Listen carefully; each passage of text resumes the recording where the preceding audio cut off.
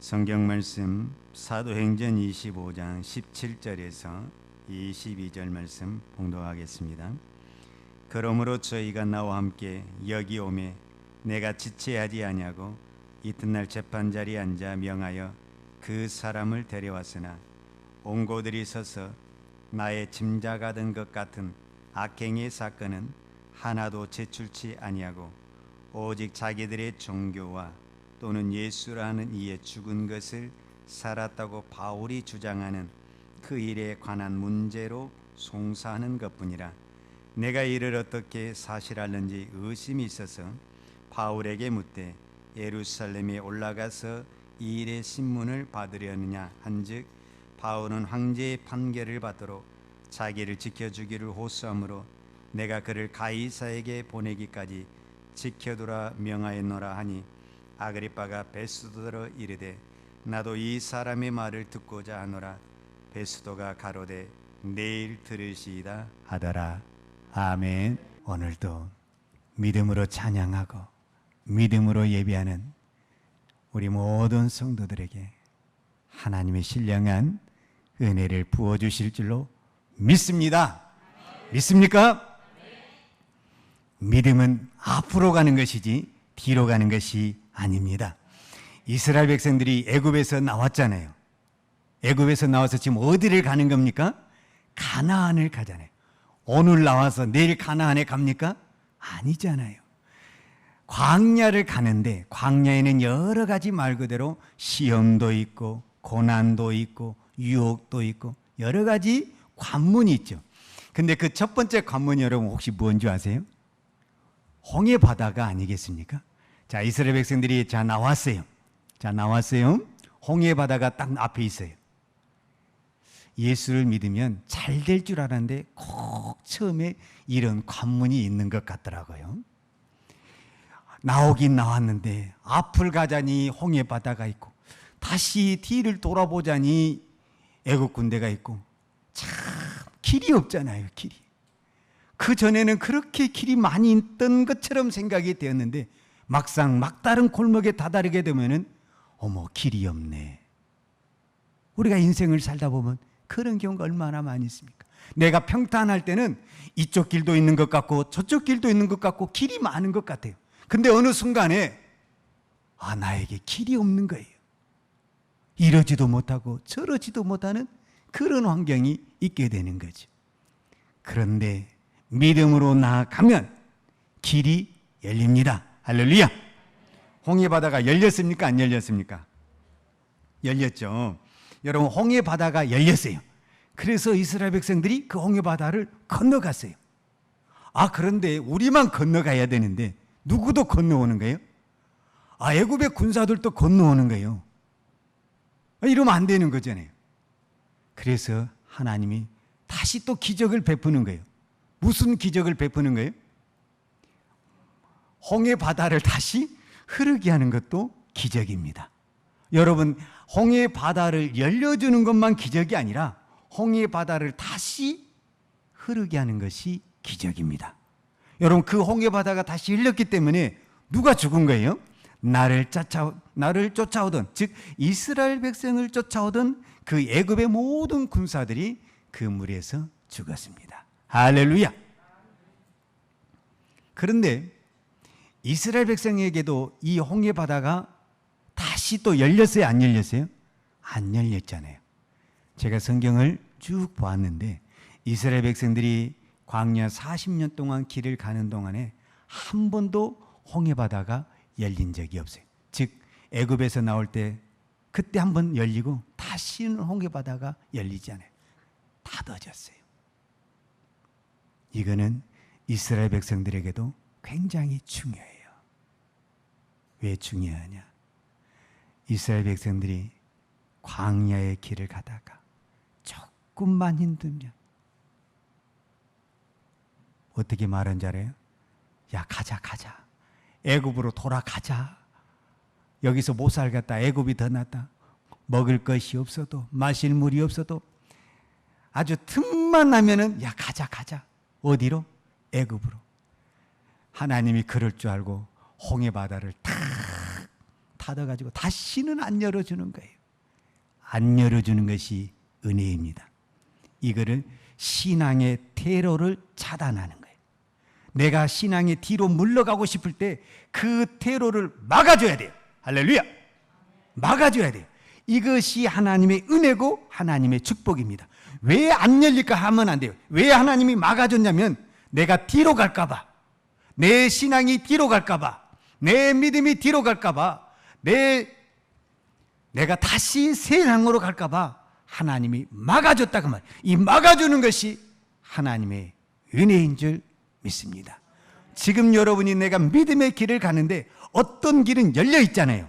근데 어떤 길은 막아 있잖아요. 여러분, 이스라엘 백성이 가나안을 향해 가는 길은 열려 있어요.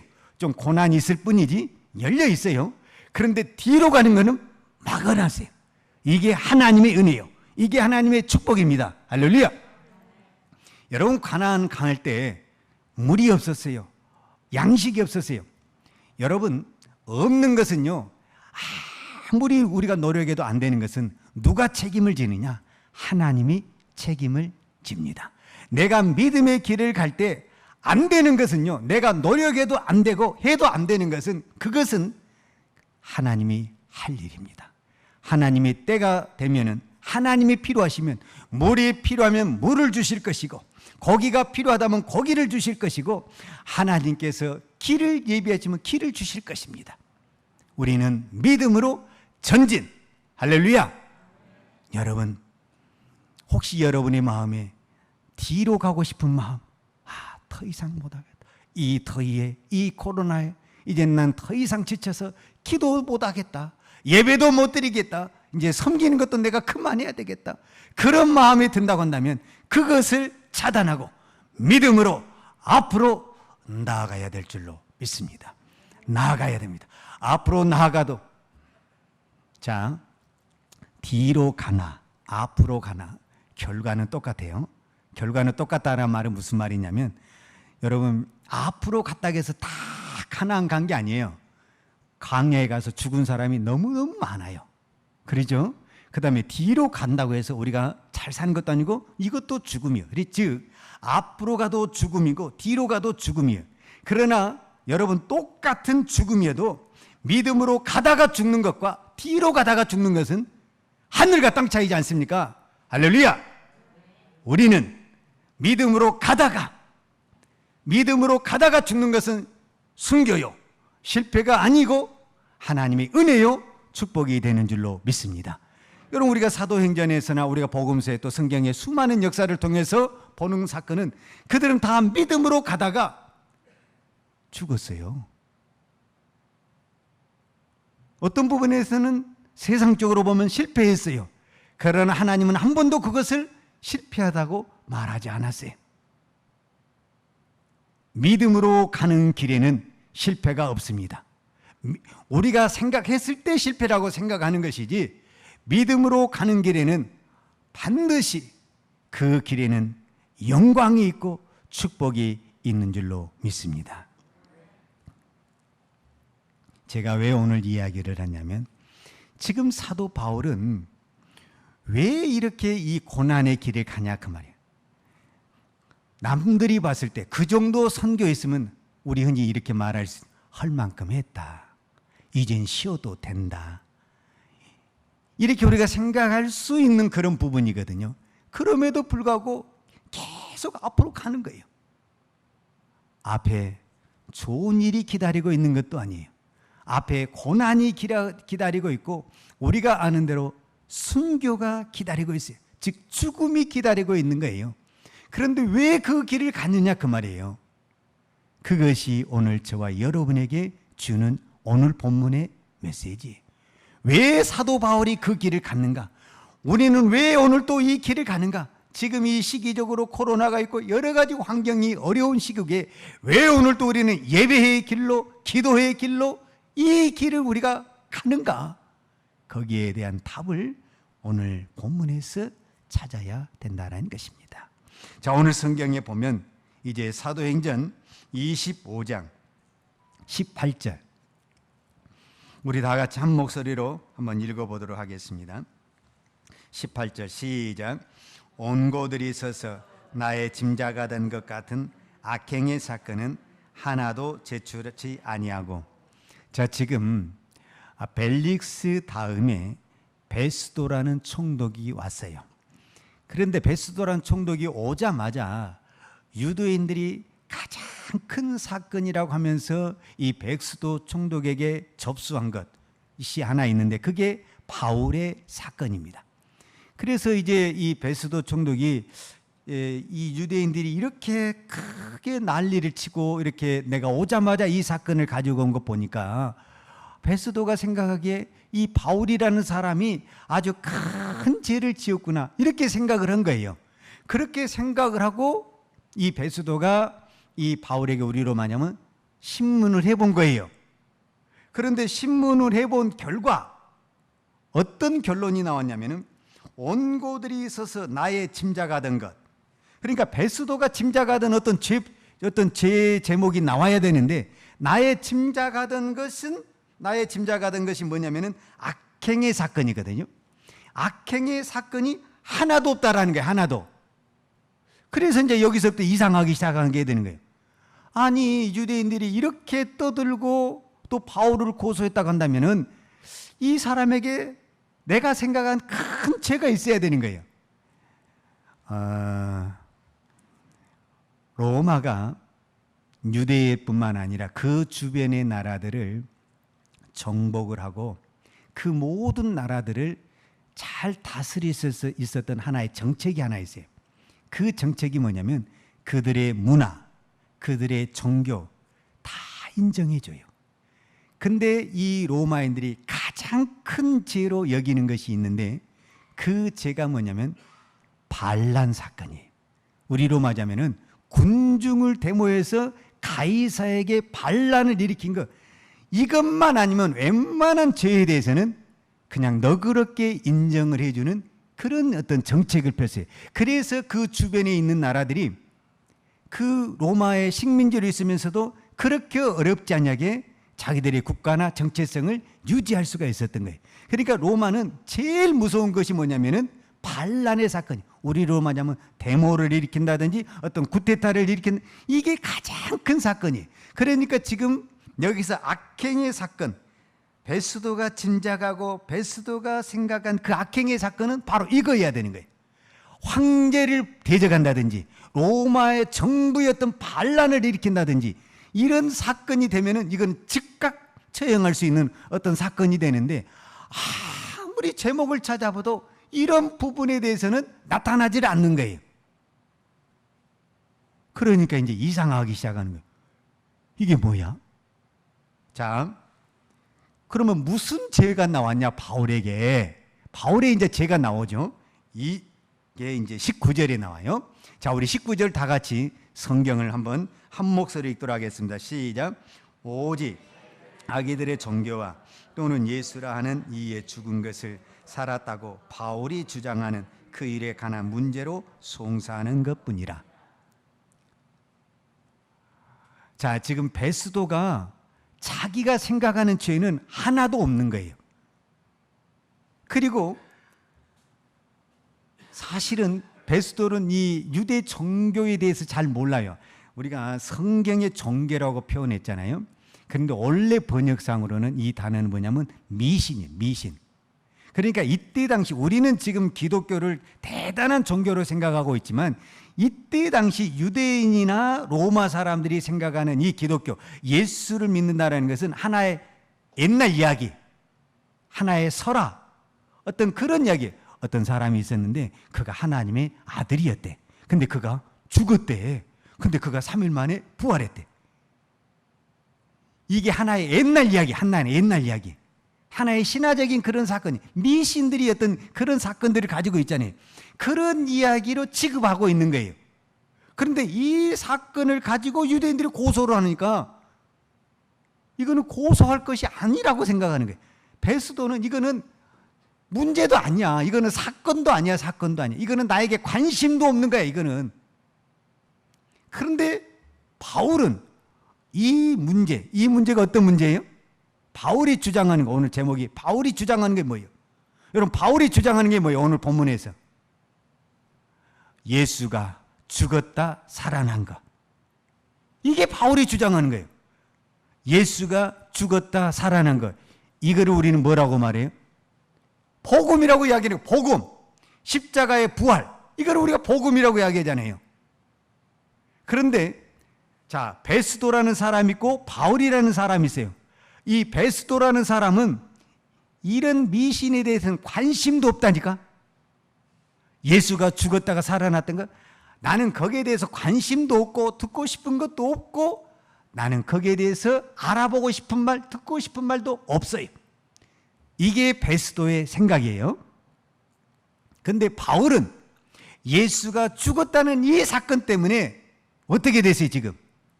어떻게 됐냐고요? 죄수의 몸이 되었고 생명이 왔다 갔다 하는 거예요. 그러니까 어떤 사람은 이 복음 때문에 생명이 왔다 갔다 하고 어떤 사람은 이 복음에 대해서 나는 전혀 관심이 없다 그 말이에요. 이제 이해가 되십니까? 이게 무슨 말인지 이해가 되십니까? 그렇다고 한다면 오늘 저와 여러분에게 이제 우리는 우리 자신에게 질문을 해야 되는 거예요. 내가 베스도의 이치에 있는가? 바울의 이치에 있는가? 여러분, 부활에다가 내 생명을 걸겠어요?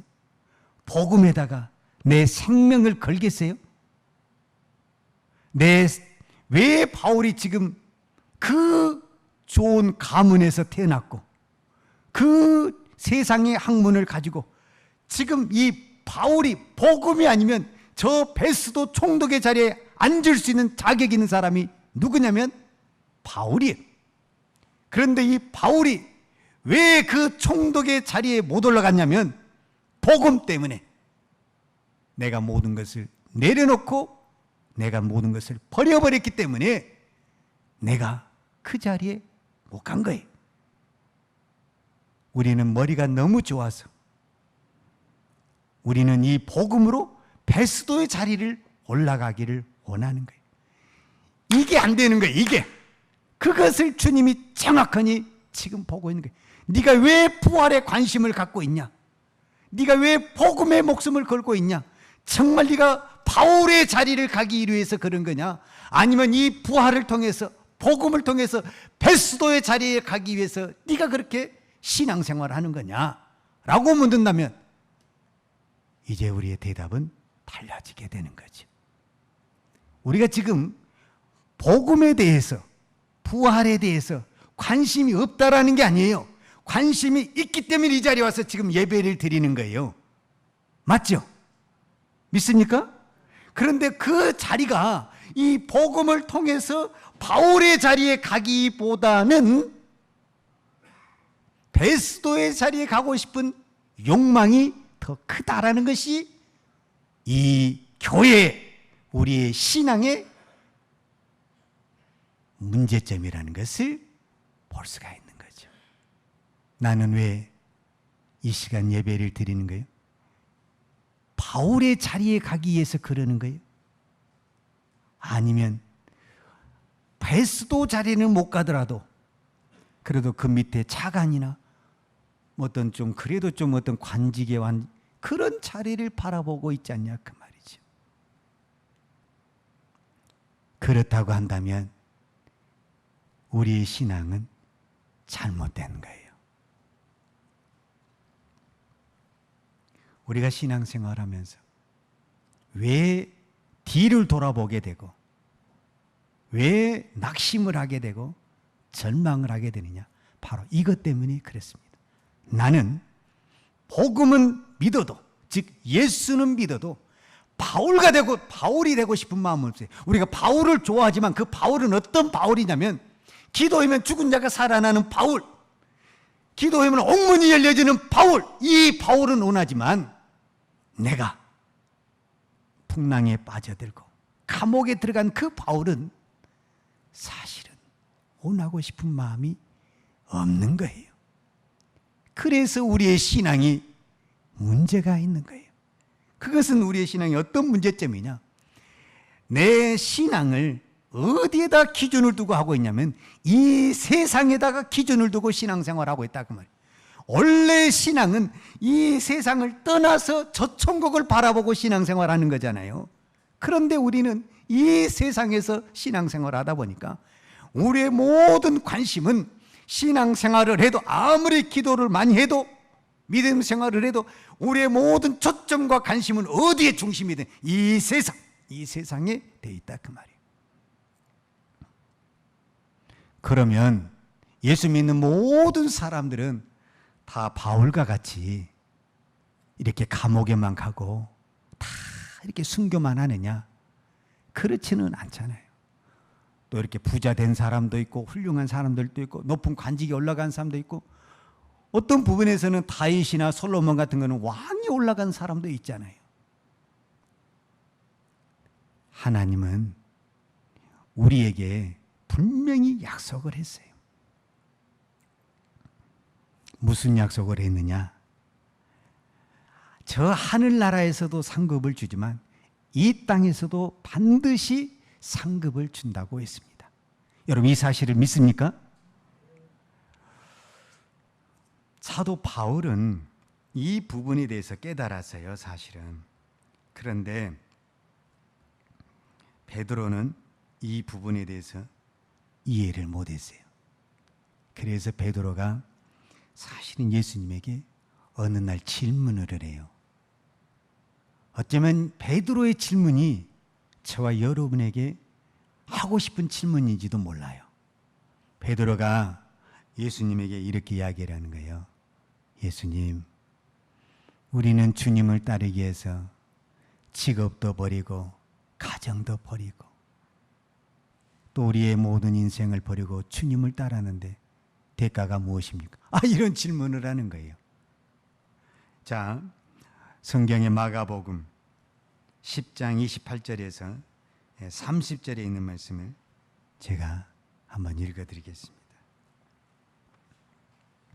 마가복음 10장 28절에서 30절입니다. 베드로가 여자와 가로되 보소서, 우리가 모든 것을 버리고 주를 쫓았나이다.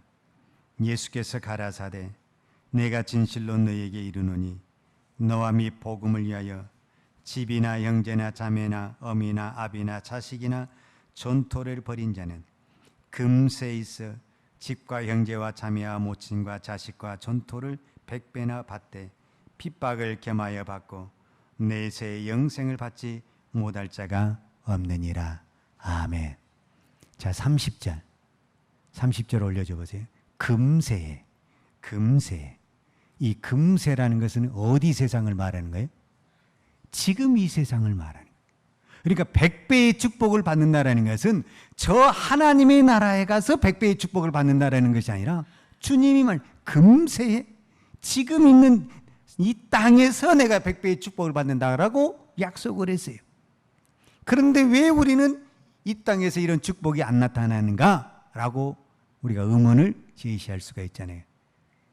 그 이유가 내 목표가 금세 100배다 목표를 두고 신앙생활하면 이게 안 된다라는 거예요. 즉 바울은 이 땅에 100배의 축복을 받기 위해서 십자가의 복음을 쫓아간 게 아니다 그 말이에요.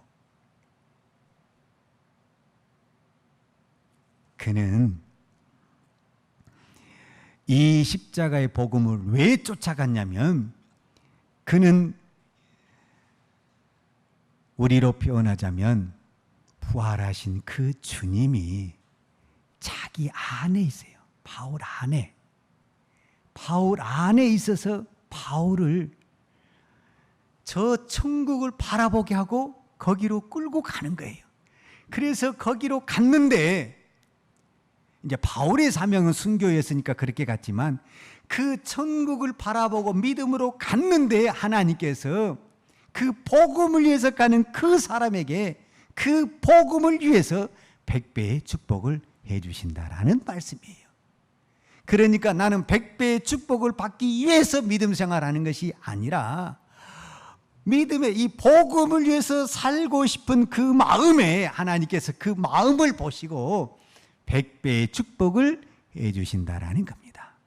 그러니까 그 말이 그 말인 것 같지만 우리의 목표 설정이 어디에다 내가 목표를 설정을 하고 믿음의 길을 가느냐는 것은 하늘과 땅 차이라는 것을 말씀해 주고 있습니다. 예수님이 부활하셨습니까? 여러분, 예수님 부활하는 거 믿으시죠?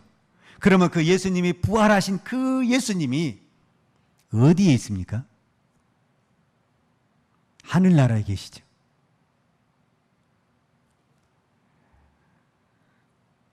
하늘나라에 계신 게 맞습니다. 그러나 바울을 보면 그 부활하신 예수가 바울 안에 있습니다. 여러분 안에 부활하신 예수가 없으면 우리는 부활의 신앙으로 살아갈 수가 없습니다. 스데반이 우리가 잘 아는 사도행전 7장에 보잖아요. 그러면 이 스데반이 어떤 부분에서는 돌에 맞아 죽어가면서도 스데반은 그 사람들을 위해서 용서해달라고 하나님 앞에 기도하지 않습니까? 왜 그렇습니까?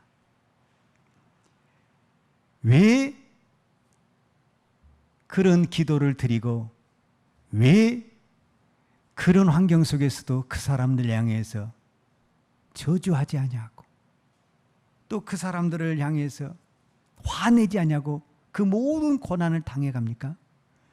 부활의 주님을 보고 있기 때문에 그렇습니다. 여러분, 부활의 주님을 보면 이 세상 그 어떤 것도 이길 수 있는 힘이 그 안에 있습니다. 그것이 부활의 능력입니다. 여러분, 이 복음은 십자가와 복음이 제일 중요한데 아무리 십자가가 어떤 것이 있다 할지라도 이 십자가에서 부활을 빼버렸다. 그러면 그 십자가는 아무 의미가 없습니다. 이 십자가가 위대한 것은 왜 위대하냐면 그 십자가 다음에 부활이 있기 때문에 그 십자가가 위대한 것이고 그 십자가가 능력이 되는 것이고 그 십자가가 축복이 되는 것입니다. 할렐루야.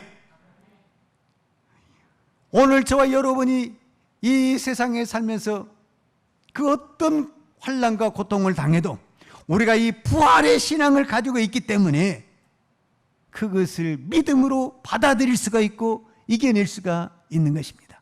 그런데 만약에 우리에게 그 부활이 없다고 한다면 우리처럼 어리석은 사람이 없습니다.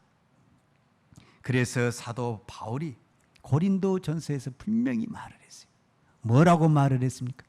만약에 부활이 없다고 한다면 우리처럼 어리석고 미련한 사람이 없다라고 말을 했습니다. 제가 그 성경을 한번 읽어드릴까요? 고린도전서 1장 22절과 24절을 먼저 읽어드리겠습니다. 고린도전서 1장 22절과 24절.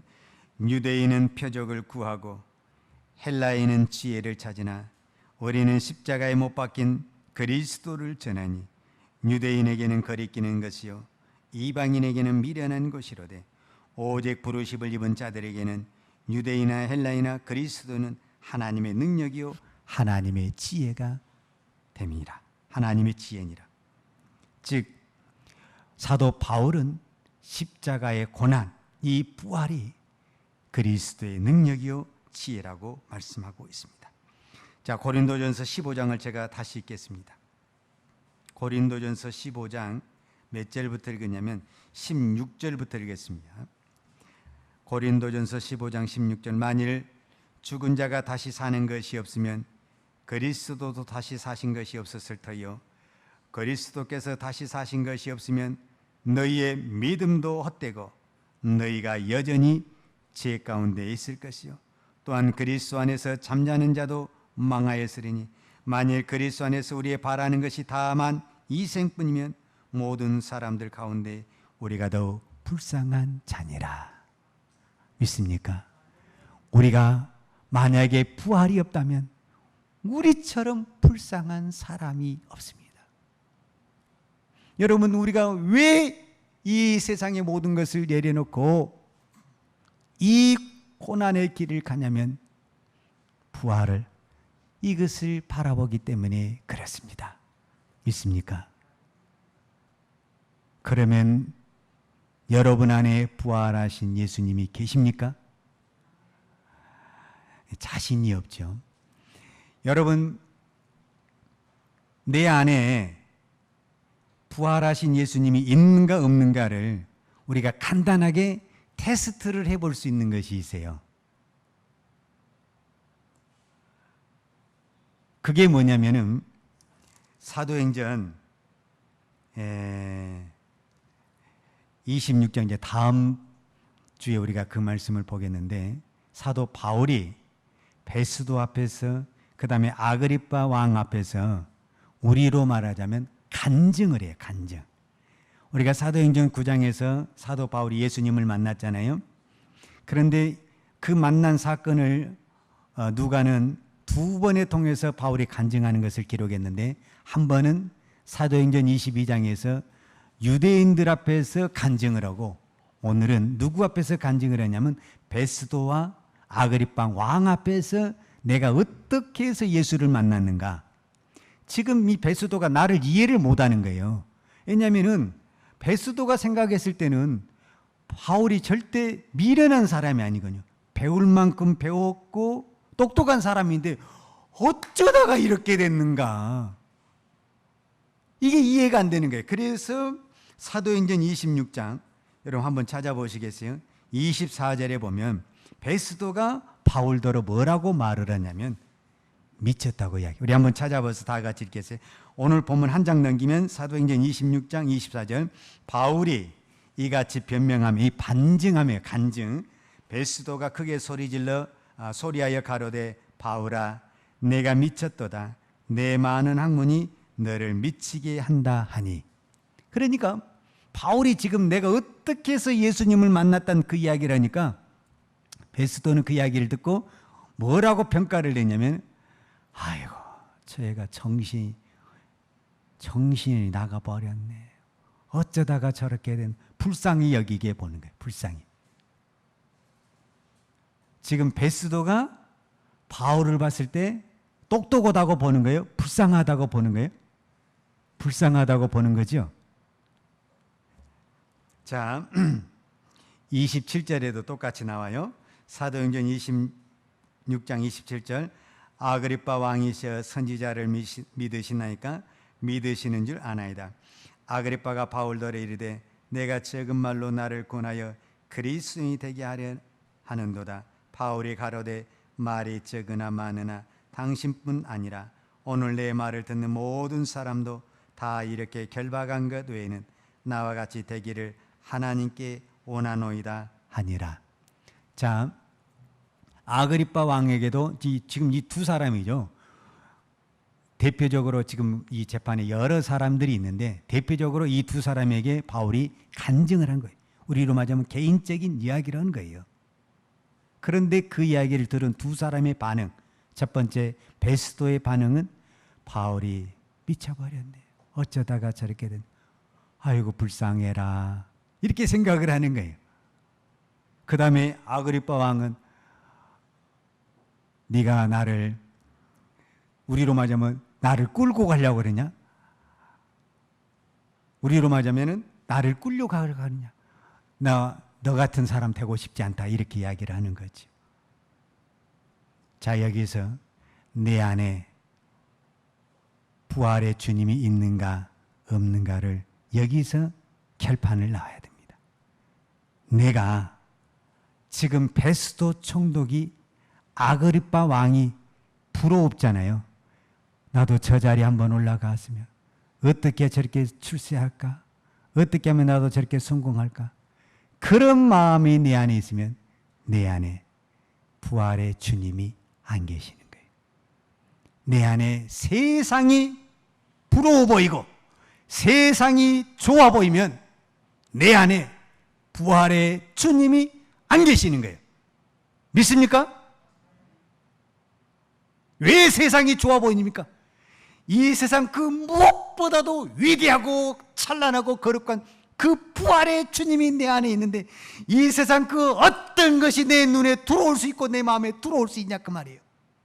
내 눈에 들어왔다라는 것은, 내 마음에 들어왔다라는 것은 내 안에 부활의 예수가 없다라는 것을 말해주는 거예요. 바울은 지금 누가 봐도 죄수의 몸이 있고 불쌍한 자리에 있는데 누가 불쌍히 여기냐면 바울이 베스도를 불쌍히 여기고 있고 아그리빠 왕을 불쌍히 여기면서 뭐라고 말하냐면 당신들이 나와 같이 이 죄수의 몸은 되지 않더라도 나와 같이 하나님을 알기를 원하라고 오히려 당당하게 말하고 있지 않습니까? 바울의 이 배짱, 이 바울의 이 믿음이 어디에서 나왔냐? 부활의 신앙, 부활의 주님이 바울의 중심에 있기 때문에 그 세상 권력, 그 사람 말 한마디면 나를 죽일 수도 있고 나를 사형에 처할 수 있는 재판을 내릴 수 있음에도 불구하고 나는 너를 부러워하지 않는다. 이해하십니까? 하나님이 이 바울의 믿음, 이 바울의 신앙을 받습니다. 사실 베스도는요 가이사에게 안 보내고 싶어요. 이거는 내가 보기에도 재판감이 아닌 거예요. 재판감이 그냥 여기서 대충 하고 그냥 끝내야 되는 거예요. 이거를 황제에게 보낸다? 이건 말이 안 되는 거예요. 어떻게든 안 보내고 싶은 거예요. 근데 사건의 흐름은 보내지는 사건으로 진행이 되는 거예요. 이건 누가 한 거예요? 베스도가 한 거예요? 베스도는 안 하고 싶다니까요. 근데 이렇게 흐름이 이렇게 가는 거예요. 하나님이 네가 지금 베스도 앞에서 이 부활을 증거하는 것처럼 가이사 황제에게도 이 부활을 증거해야 되느니라. 할렐루야. 저와 여러분에게 이 부활의 신앙이 있어야 됩니다. 이 부활의 신앙이 있어야 이 세상이 부럽지 않아요. 누가 어디 됐대, 누가 뭐 어떤 거 했대, 흔히 말하는 대로 뭐 집 샀대, 좋은 집, 좋은 직장 됐대, 어디, 그게 부럽지가 않는 거예요. 왜냐? 나는 이 세상이 주지 못하는 부활의 주님, 그 주님이 나와 함께 계시기 때문에 그렇습니다. 할렐루야. 이 믿음을 가지려면 천국을 바라보는 믿음이 있어야 됩니다. 천국을 바라보는 믿음이라는 것은 뭐냐면 우리는 이 땅에서도 하나님이 분명히 축복합니다. 할렐루야. 그런데 우리는 이 땅의 축복을 하나도 못 받은다 해도 받을 수도 있지만 못 받을 수도 있잖아요. 왜냐하면 사도 바울을 이야기하자면은 이 땅의 축복은 없잖아요. 어떤 부분에서는 사도 바울은 예수를 믿어가지고 거지가 된 사람이잖아요, 사실은. 그러니까 이 땅의 축복은 아무것도 없어요. 그런데 이 사도 바울이 부활을 바라보고 저 천국을 바라본 하늘의 상급을 바라보았다. 할렐루야. 오늘 우리가 이 하늘의 상급을 바라보지 못하게 되면은 뒤를 보게 됩니다. 수고해도 아무리 봉사해도 나한테 떨어진 거는 없어. 이런 생각이 들게 되면은 우리의 신앙이 이제 뒤로 가게 되고 퇴보하게 되는 겁니다. 이때 우리가 앞을 봐야 됩니다. 신앙은 무조건 전진입니다. 할렐루야. 뒤로 가는 것을 차단하십니다. 주님은. 제가 분명히 말했죠. 홍해를 가다. 홍해를 다시 흐르겠다. 우리의 신앙의 뒤로, 이스라엘 백성들이 뒤로 가는 것을 하나님은 차단하는 겁니다.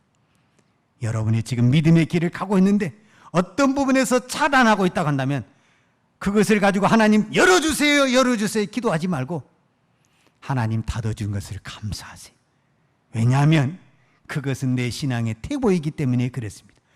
그럼 내 앞에 광야만 놓여있고 고생길만 놓여있는 것 같아도 하나님이 그 길을 가면 물이 필요하면 물을 줄 것이고 고기가 필요하면 고기를 줄 것이고 저 태양에 불기둥이 필요하면 불기둥을 줄 것이고 구름기둥이 필요하면 구름기둥을 주실 것입니다. 분명히 성경이 말했습니다. 이 땅에 100배의 축복을 받되 무엇과 함께? 핍박과 함께, 고난과 함께 받을 것이다. 고난을 피하고 축복을 받으려고 하지 말고 그 고난 그 길 속에 하나님의 기적이 있다, 하나님의 능력이 있다 믿으시고, 우리는 무조건 전진입니다. 할렐루야. 어떤 환경 속에서도 뒤를 돌아보지 말고 믿음으로 달려가시기를 바랍니다. 성경에 뒤를 돌아보다가 인생이 끝난 사람이, 유명한 사람이 있습니다. 누굽니까? 창세기 19장에 나오는데 누구죠? 롯의 아내잖아요. 여러분, 뒤 한번 돌아보는 게 뭐 그렇게 큰 죄입니까? 그런데 하나님이 그렇게 큰 벌을 내리시다니 너무하지 않습니까?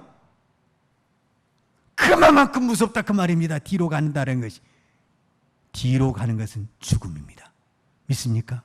우리는 죽더라도 믿음으로 가다가 죽으면 그것이 승리요, 그것이 승리요, 그것이 축복임을 믿고, 어떤 환경 속에서 내 믿음에 뒤는 없다, 나는 앞만 보고 간다, 하나님이 그 믿음을 보시고 길을 열어주실 줄로 믿습니다. 할렐루야.